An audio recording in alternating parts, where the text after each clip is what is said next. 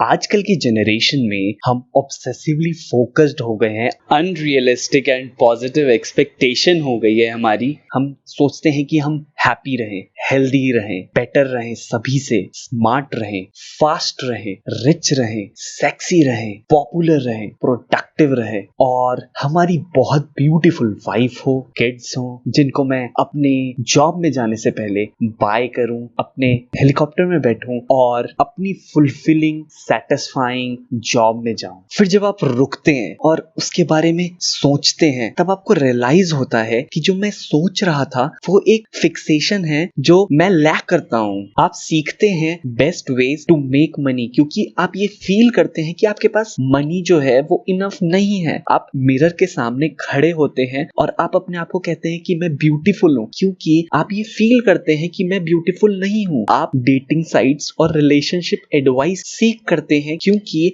आप ये सोचते हैं कि मुझे कोई प्यार नहीं करता। सो आयरॉनिकली जो सुपीरियर है वो आपको रिमाइंड कराता है अगेन एंड अगेन कि आप कितना पीछे हैं, आप कितना लैक करते हैं वो सारी चीजें। आफ्टर ऑल किसी हैप्पी पर्सन को मिरर के सामने खड़े होके ये बोलने की बिल्कुल भी जरूरत नहीं है कि वो कितना हैप्पी है। एक सेइंग याद आ रही है मुझे, जो सबसे छोटा कुत्ता होता है वो सबसे ज्यादा तेज बाक करता है ताकि वो दिखा सके कि मैं स्ट्रांग हूं, बट एक्चुअल रियलिटी क्या है, वो स्ट्रांग नहीं है। वैसे ये कॉन्फिडेंट पर्सन को ये प्रूव करने की बिल्कुल भी जरूरत नहीं है कि वो कॉन्फिडेंट है। अंबानी जी को बिल्कुल भी प्रूव करने की जरूरत नहीं है कि वो रिच है। आइदर यू आर और यू आर नॉट। एंड अगर आप सोच रहे हैं कि आपको वो सारी चीजें मिले तो वो आपके सबकॉन्शियस माइंड में अगेन एंड अगेन एक प्रेशर क्रिएट कर रही है। The key to good life is giving a about less. जितना आप कम सोचेंगे, जितना आप कम चीजों पे ध्यान देंगे, उतना आप बेटर हो पाएंगे उस चीज में। तो अपने ट्रू एंड इमीडिएट और जो इंपॉर्टेंट है उन चीजों को सोचें, प्रायोरिटाइज करें और उन चीजों पे वर्क करें। आज मैं आपको न्यूयॉर्क टाइम्स की best seller book the subtle art of not giving a का एक जिस्ट दूंगा और एक्सप्लेन करूंगा कि उसमें एक्चुअल में लर्निंग लेसन्स क्या हैं। So welcome to the way to treasure. अब आपके दिमाग में ये क्वेश्चन अराइज हो रहा होगा कि अगर मैं उन सारी चीजों के बारे में मैं सोचूंगा नहीं तो मैं वो सब चीजें कैसे अचीव कर पाऊंगा। एंड आई एम ग्लैड कि आपने ये क्वेश्चन पूछा। यहाँ पे एक बैकवर्ड लॉ वर्क करता है। बैकवर्ड्स उसे एक रीजन के लिए बोला गया है, क्योंकि जो आप पेन जिम में परस्यू कर रहे हैं तो उसका रिजल्ट आपको बेटर ऑल राउंड हेल्थ देगा। वैसे ही फेलियर इन बिजनेस आपको एक बेटर अंडरस्टैंडिंग देता है सक्सेसफुल बनने के लिए। आप अगर ओपन होते हैं अपनी इनसिक्योरिटीज से तो आप कॉन्फिडेंट एंड करिज्मेटिक बनते हैं। अगर आप सफर कर रहे हैं अपनी फियर एंड एंजाइटी से तो आप अपने करेज को बिल्ड कर रहे हैं, अपने परसिवरेंस को बिल्ड कर रहे हैं। अगर आप अवॉइड कर रहे हैं अपनी सफरिंग को तो that is also a suffering. अगर आप अवॉइड कर रहे हैं अपने स्ट्रगल्स को तो that is also a struggle. अगर आप डिनाई कर रहे हैं अपनी फेलियर को तो वो भी एक फेलियर है। पेन जो है वो एक थ्रेड की तरह है आपकी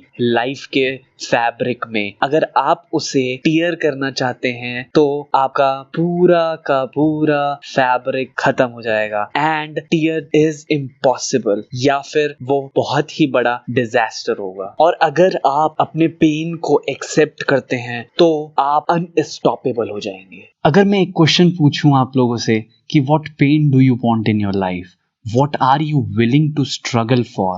तो आप बिल्कुल बोलेंगे कि pain, struggle, no, we don't want any pain and struggle in our life. So I am going to tell you this thing. अगर आपको पेन और स्ट्रगल अपनी लाइफ में नहीं चाहिए और बिना स्ट्रगल के आपको वो रिवॉर्ड चाहिए, so I'm sorry to say that life doesn't work that way.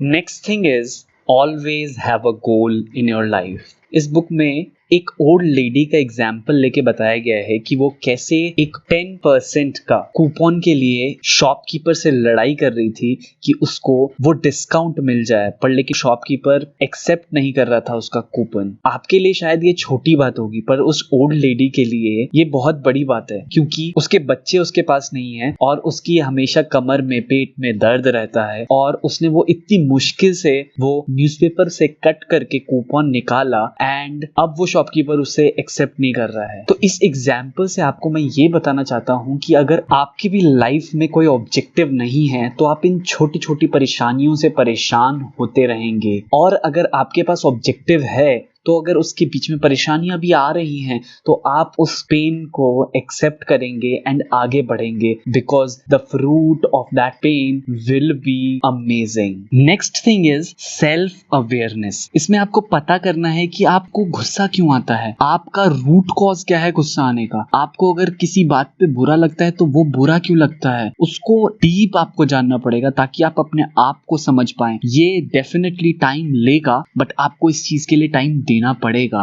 अगर कोई चीज आपको परेशान कर रही है तो एक मोमेंट के लिए रुकिए, क्वेश्चन करिए अपने आप को कि क्यों ये मेरे को परेशान कर रही है। चांसेस हैं कि आपको आंसर मिलेगा और उसमें एक फेलियर जरूर होगा। उस फेलियर को अपने आप से पूछिए कि क्या ये सही में फेलियर है या नहीं। क्या पता वो फेलियर ना हो, लर्निंग हो आपकी। And the next thing is rejection makes your life better. Rejection एक बहुत ही इंपॉर्टेंट स्किल है। Nobody wants to be in the relationship जहाँ पे वो खुश नहीं है, और अगर कोई बिजनेस में खुश नहीं है तो वो उसमें नहीं रहना चाहते हैं, बट फिर भी लोग उसमें फंसे रहते हैं। ऑनेस्टली आपको एक्सेप्ट करना चाहिए कि नहीं, मुझे मजा नहीं आ रहा, एंड जस्ट सिंपली से नो।